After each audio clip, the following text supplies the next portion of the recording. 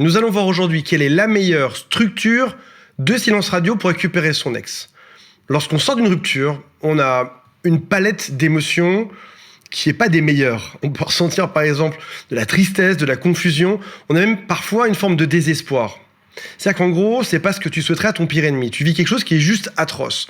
Et à ce moment, si jamais tu veux récupérer ton ex, il est crucial de mettre en place un plan d'action qui soit excellent.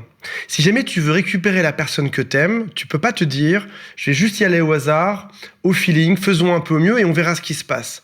T'as intérêt à rassembler tes esprits, à te remettre bien et à avoir un plan qui soit statistiquement le plus efficace pour se remettre ensemble. On va voir que le cerveau va te pousser à faire certaines erreurs et on va surtout voir comment faire pour maximiser vos chances de récupérer l'amour de votre vie. Avant de démarrer, si vous le souhaitez, abonnez-vous à cette chaîne. Il y a aussi un quiz en dessous qui s'appelle « Quelles sont mes chances de récupérer mon ex ?» À la fin de ce quiz, il y a une formation offerte de 20 minutes en vidéo et je vous envoie chaque jour mes meilleurs conseils par email. Si vous le souhaitez aussi, tous mes conseillers sont là au téléphone pour vous aiguiller. C'est le lien qui est juste sous cette vidéo. Alors, avant de plonger dans la meilleure dynamique possible du silence radio, il faut comprendre comment fonctionne une relation amoureuse. Même si vous pensez le savoir, de fortes chances que vous découvriez des choses aujourd'hui. Il y a plusieurs étapes, on peut en noter 3 notamment. La toute première, c'est l'attirance. Quand tu rencontres cette personne, tu sens qu'il y a quelque chose qui se passe. Tu es bourré d'hormones de l'amour, du bonheur, et tu as envie de passer plus de temps avec cette personne. Et pour l'autre, c'est exactement pareil. Vous vous découvrez, et il y a une forme de connexion qui est extrêmement forte. Ça, c'est l'étape numéro 1, c'est l'attirance, qui peut durer de quelques jours à quelques semaines ou à quelques mois. Étape numéro 2, c'est qu'il y aura, à la suite de cette attirance, du respect et de la confiance.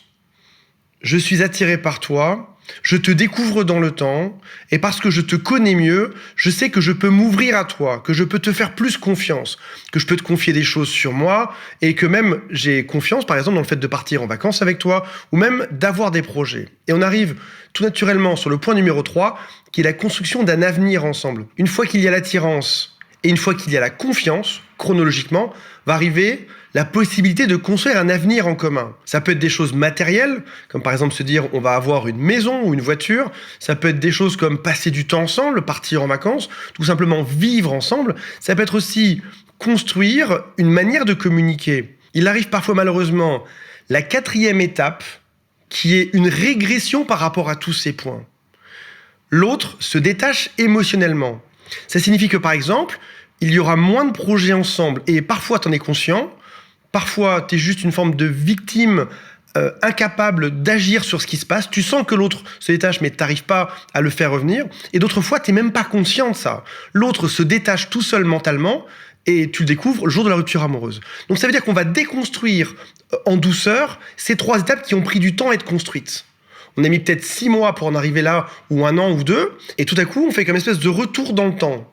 Il y a moins de projets ensemble, moins de communication, on se fait moins confiance, on se respecte moins, et il y a moins d'attirance. L'erreur que font la majorité, je dirais peut-être même 99% des gens en reconquête amoureuse, c'est qu'ils ont l'impression qu'il y a juste le dernier point à corriger, qu'ils peuvent revenir vers leur ex, les convaincre. Ça se passait quand même bien avec moi, on était quand même super heureux, il y a encore 2 semaines de ça, tu me disais que tu m'aimais, nos enfants s'entendaient bien, nos amis étaient chouettes, etc. Ils se battent sur le dernier point sans réaliser que l'autre est parti depuis bien plus longtemps sur tous les points qui faisaient cette relation. Le point essentiel qui est l'attirance n'est souvent même plus là lorsqu'on se sépare. S'il y avait attirance, l'autre resterait avec toi. Ça signifie donc qu'il faut reprendre ce processus de séduction dès le début. Et mauvaise nouvelle, t'en es même plus à l'étape 1, t'en es à l'étape 0. C'est-à-dire que t'es un cran avant cette étape-là. Donc, le silence radio permet de réinitialiser les choses, de faire que l'autre se souvienne que des bonnes choses et oublie un peu tous vos problèmes. Ça permet aussi de créer cette espèce de sentiment de surprise, de revoir l'autre et d'être attiré à nouveau par l'autre. Et je vous parlais de l'erreur classique, ça peut être Roger qui va voir Bertha et qui lui dit voilà, remettons-nous ensemble, c'est pas si grave, tout peut se résoudre, sans comprendre qu'en fait, il doit refaire ce travail de séduction qui passe dans l'étape 0, parfois par simplement passer du temps ensemble. Si le silence radio permet de créer ce vide émotionnel, qui permet de faire que ta présence va lui manquer. Il va y avoir une forme de nostalgie. C'est ce qui va donner envie à l'autre de te revoir.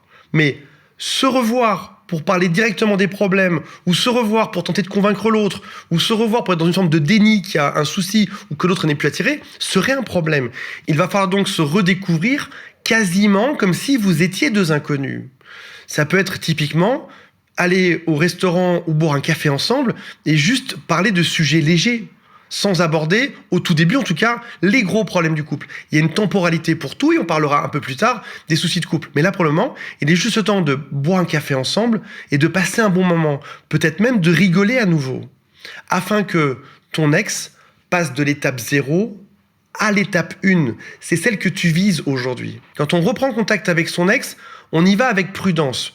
Le silence radio, on dit qu'il dure généralement de 21 jours jusqu'à 30 jours, parfois on dit 3 mois. Prends le temps qu'il faut pour que ton ex ait enfin une forme de motivation à te revoir. Et ton objectif après sera de refaire tomber ton ex amoureux.